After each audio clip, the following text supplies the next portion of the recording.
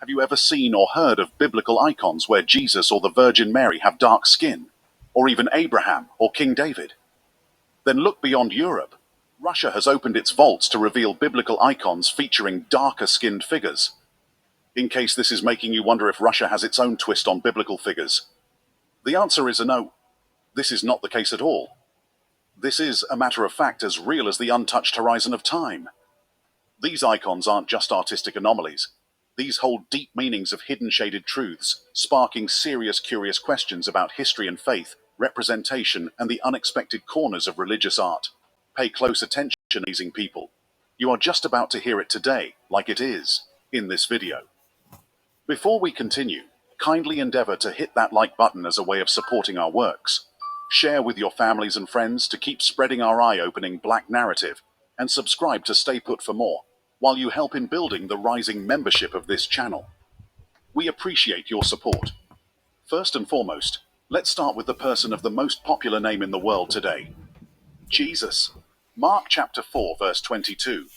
For there is nothing hidden which shall not be manifested, neither anything kept secret that would not be brought to light. For centuries, the most common image of Jesus Christ, at least in Western cultures, has been that of a bearded, fair-skinned man with long, wavy, light brown or blonde hair and often blue eyes. But the Bible doesn't describe Jesus physically, and all the evidence we do have today indicates that he probably looked very well different from how he has long been portrayed. The Good Book offers few clues about Christ's physical appearance. Most of what we know about Jesus comes from the first 4 books of the New Testament, the Gospels of Matthew, Mark, Luke, and John. According to the Gospels, Jesus was a Jewish man born in Bethlehem and raised in the town of Nazareth in Galilee, formerly Palestine, now northern Israel, during the 1st century. We know that Jesus was about 30 years old when he began his ministry. So tells us the Bible book of Luke chapter 3 verses 23. But the Bible tells us virtually nothing about what he looked like, except that he didn't stand out in any particular way. The historical Jesus likely had the brown eyes and skin of other 1st century Jews from Galilee, a region in biblical Israel. But no one knows exactly what Jesus looked like. There are no known images of Jesus from his lifetime, and while the Old Testament kings Saul and David are explicitly called tall and handsome in the Bible, there is little indication of Jesus' appearance in the Old or New Testaments. In addition, when Jesus was arrested in the Garden of Gethsemane before the crucifixion, Judas Iscariot had to point Jesus out to his soldiers among the disciples, presumably because they all appeared similar to one another. But the words of the Bible in itself did not hint on the reasons behind their similarities. Whether they were white or black, or why or how they looked too similar, it did not tell. Considering these events, one is made to actually wonder, were these words deliberately expunged from the Bible to hide certain glaring truths? Or did the writers of the Good Book of the Gospel fail to discuss these things? However, the portrayal of Jesus as a white European man has come under renewed scrutiny during this period of introspection over the legacy of racism in society, and over the actuality of truth. One of the major factors of this renewed scrutiny happens to come with the buzzing news concerning certain storming revelations from Russia. For some time now, the recentness of this event has got everyone talking in wonderment. Russian President Vladimir Putin has decided to move one of Russia's holiest icons from a museum to a Moscow cathedral. This arises a debate around Putin's growing reliance on the church. Emphasizing on the importance of the holy icon, Putin ordered Andrei Rublev's Trinity be transferred to the Russian Orthodox Church from Moscow's Tretyakov Gallery for a year. The relocation of Russia's most well-known icon highlights how closely the war has intertwined politics and religion. The icon depicts the oak of Mamre, where the 3 angels visited Abraham in the book of Genesis. Did you notice anything about these icons on display? They are all black. Icons dating back to the 14th century, brought together from private collections across Russia. Rare and strongly challenging masterpieces, most of which were destroyed during the Soviet era. It's very beautiful. It gives you goose pimples. It's a remarkable exhibition. It's an exhibition which feeds the senses. Everything is so grey outside at the moment, and here suddenly it's a feast for the eyes. These icons that you see are the survivors of what is left. Had the museums not saved them, they wouldn't be existing today. There used to be millions of these icons, but now only 50,000 of them are within sight. The unveiling of these icons is a powerful testament to the enduring strength of truth. The authenticity of these paintings compels us to re-evaluate our understanding of the past, particularly regarding the presence and representation of black figures. For centuries, these figures may have been shrouded in obscurity, but their rediscovery sheds light on previously untold stories, standing as a challenge to long-held assumptions, prompting us to rewrite history with a more inclusive lens. Many Russian icons were destroyed or sold abroad by agents of the Soviet government. Some were hidden to avoid destruction or were smuggled out of the country. Since the fall of communism, numbers of icon painting studios have again opened and are painting in a variety of styles for the local and international market. Many older, hidden icons have also been retrieved from hiding or brought back from overseas. The Castel San Angelo in Rome is currently hosting an exhibition of 40 Russian icons that have left their country for the first time. They are pieces of art that were hidden after the October Revolution of 1917 in order to protect them from anti-religious destruction. Soprattutto è la prima volta che it's the first time that a large number of Russian icons have come here to Italy. In addition, here are a dozen examples that have never before been moved. They appear for the first time in our catalog. Icons are usually painted on wood and meant to represent saints or sacred elements. The Orthodox tradition considers them as if they were the gospel, inspirations of God through the hand of the artist. Their deep symbolism is reflected from the meaning of icon as a representation or vision from another world. The wood evokes the Holy Cross through its gold background, divine light, and the cloth attached to the wood evokes the cloth that covered the body of Jesus Christ. Without a doubt, they have a great importance and a fundamental recognition in Russia, because the icons represent for Russia what the pyramids represent for Egypt, or the temples to the Greeks. The exhibition shows icons ranging from the 15th century until the early 20th century. It's a rare opportunity to see the religious soul of Russia through its... There's been so much debate going on around the world of late, bestirred by the unveiling of these black biblical icons. Some tend to think that the icons had blackened over time due to age, while others say that the blackness of the icons has nothing to do with age, but are a measure of accuracy meant to depict the actual color of the skins of the people painted. Because they were black people, says Robert Rubin. Why didn't their clothes change to black in those paintings, or all of the paintings? The true Israelis were black-skinned people, not white, likewise the ancient Egyptians. The Reshet structure in Mauritania is also the location of Atlantis.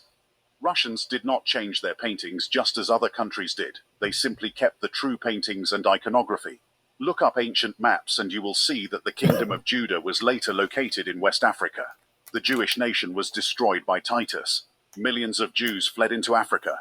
They ended up in the west of Africa. From there, they were sold as slaves to almost every part of the world. Do you think the hatred for black people is just normal or a coincidence? No. It was because they, Israelis, did not keep the commandments of God. Moses informed them of the blessings and curses, as we can see in the Bible book of Deuteronomy. God told them they will lose that land to people whom they did not know if they disobey him. The hatred for the black children of Ham and Shem is because the children of Shem have mixed up with the children of Ham. They are both black-skinned. The prime target of this hate is actually the children of Shem. Shem is being punished for his disobedience to his God. Another insightful one from Johnson here says, because black people were the people in the Bible that the Americans turned white when they told the stories to us. But Russians didn't get the memo. They went off for real history. Songs of Solomon. Chapter 1, verse 5. Revelations chapter 1, verse 15. Go check it out. It's in the text. It's not because of a candle or anything else these people are talking about. In that case, the whole picture would be black, not just the face and the hands. They are meant to be black because they were black people. This great USA is also a great deceiver. And so many people inherit the wrong lesson from their great-grandparents and their parents, to the point where it's so deep that the lie is made true when the real answer is really just right there. But you never look, because why would you? The Russian unveilings didn't stop there. Russia continues with its biblical historical revelations, with President Putin at the foremost front, championing the course. Russia has opened its cellars to reveal remarkable paintings of Jesus dating back to the 1400s. By Father Vladimir Ivanov. This is a book that is highly coveted by different circles because it has the black icons. It has the history of black people in places like Russia and Italy, in places all over Europe. This book can range from $1,300 to $3,000, so it's not an easy book to get. I actually borrowed this book from a friend. But this book has a lot of interesting depictions in it. A lot of them pertaining to the Bible. Like right here, this is the Transfiguration of Christ. See, it's black people, caves, I believe, what it looks like. Black people in the whole picture, but this is knowledge that escapes black people here in America. It's definitely something that we would never see or never hear about in the educational system. Now, I'm pretty sure there's people that are black history college students majoring in black history or world history, and they've never seen nothing like this before. At least not from the standpoint of Europe. So,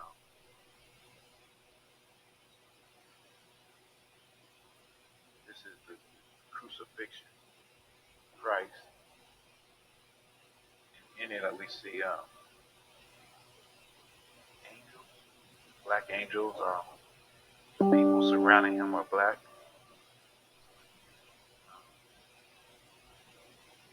It's very interesting because the images that we see are contrary to what we have known our whole lives, or what we have been taught our whole lives.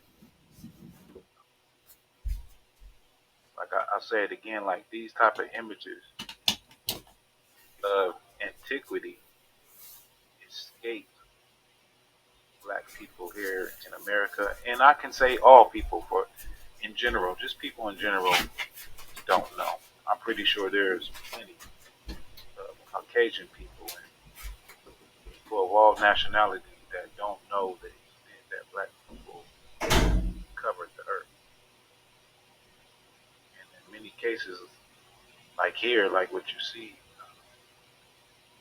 we're in rulership position. Like a king. The images of Jesus and other historical figures in Russia's black icons challenge the commonly known perception of antiquity and reveal the extent of black people's presence and influence throughout history. Paintings from the 1500s and 1600s depicting black icons, including Jesus and Mary, in a highly sought-after book that explores the history of black people in Russia, Italy, and other parts of Europe. The book contains interesting depictions of black people in biblical scenes, which is knowledge that is not taught in the American educational system. However, debates concerning the authenticity of these icons goes on. And Alex Pismeni, a software developer and Catholic Christian, has some things to contribute. The Russian Christians adopted Byzantine Orthodoxy wholesale. That, of course, includes the iconography. The fundamental principle of Orthodox iconography is no changes. The icons are, as much as possible, portraits of Christ, Our Lady, and other saints. Further, the styling, mood, garments, gestures are all fixed in the Byzantine style, so much so that students of iconography refer to these rules as iconographical canon, even though very little of that canon ever went through the normal ecclesial legislative process involving episcopacy and councils. Going forward, while Russia continues to amaze the world in this light, the unquenchable fire of truth persists through the darkness of history. Not so long, protesters had called for the removal of Confederate statues in the US. Activist Shaun King went further, suggesting that murals and artwork depicting white Jesus should come down. His concerns about the depiction of Christ and how it is used to uphold notions of white supremacy are not isolated. Prominent scholars and the Archbishop of Canterbury have called to reconsider Jesus' portrayal as a white man. Only recently, on June 22, 2020, writer and activist Sean King announced that he supports the destruction of statues that depict a white Jesus. King, who had tweeted his remarks on that memorable Monday of 2022 June, noted that historians believe Jesus likely had the appearance of people who typically lived in the Middle East during his time, rather than the white man who is often depicted in Christian iconography. Yes, I think the statues of the white European they claim is Jesus should also come down, King tweeted. They are a form of white supremacy, always have been. In the Bible, when the family of Jesus wanted to hide and blend in, guess where they went? Egypt, not Denmark, he added. Tear them down. The comments quickly drew condemnation from some on the platform, including several prominent conservative figures. King clarified that he was only advocating that statues of a white Jesus be torn down in response to a tweet from the account of PragerU, a non-profit co-founded by conservative talk show host Dennis Prager. He also remarked that stained glass windows and other images of a white Jesus, his white mother and their white friends should all be destroyed, insisting they are racist propaganda and a gross form of white supremacy.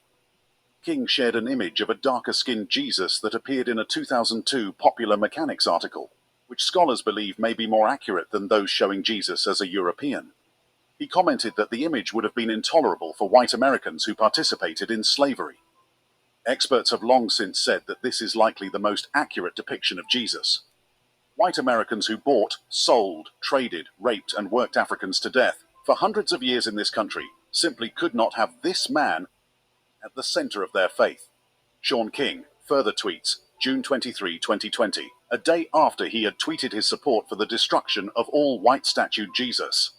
A tweet by Jenna Ellis, a lawyer representing President Donald Trump, warned that she would not break if they try to cancel Christianity, although it's unclear if it was in direct response to King's tweet.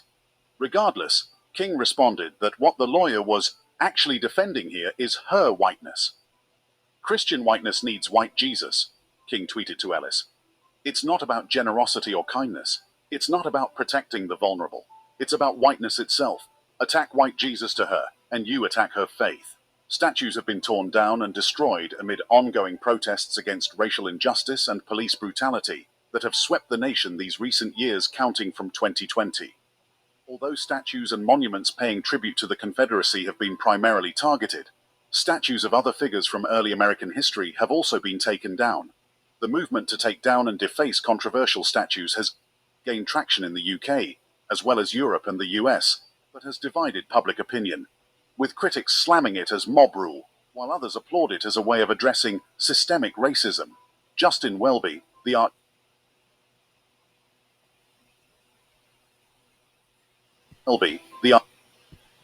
Archbishop of Canterbury and head of the Church of England, has said the Church should reconsider its portrayal of Jesus as a white man. Speaking to the BBC Today programme, Welby was asked whether the way the Western Church portrays Jesus needed to be thought about again and reimagined. Yes, of course it does, he said, adding that Jesus was portrayed differently in countries around the world. He was regularly in touch with Anglican church leaders from around the world, he said, who did not portray Jesus as white. You go into their churches and you don't see a white Jesus, you see a black Jesus or Chinese Jesus or a Middle Eastern Jesus, which is of course the most accurate. Welby added that the representations of Jesus were not, however, who we worship, but rather served as a reminder of the universality of God who became fully human. Addressing calls for monuments with links to the UK's imperialist history and slave trade to be removed, he said statues in Canterbury Cathedral would be put under review. The question about whether they should all be there arises, of course it does, and we've seen that all over the world, he continued. We're going to be looking very carefully and putting them in context and seeing if they all should be there, says Justin Welby. In closing, the unveiling of these black icons serves as a powerful reminder that history is often shrouded in darkness, but truth has a way of shining through. These artifacts compel us to re-examine our understanding of the past and challenge long-held narratives. If their authenticity is confirmed, the paintings offer a glimpse into a previously unknown facet of history, forcing us to confront the complexities of representation. This discovery stands as a testament to the enduring power of truth, shattering the towers of misinformation and prompting a re-evaluation of the stories we tell ourselves about the past. That brings us to the end of yet another video segment. Share your thoughts with us in the comment section below. We are always happy to pick from them. Support our works by always hitting that like button in front of you. Share with your friends and families to keep spreading our eye-opening black narrative. And kindly subscribe to get notification for more interesting videos in the way. We are glad to have you. Thank you for watching.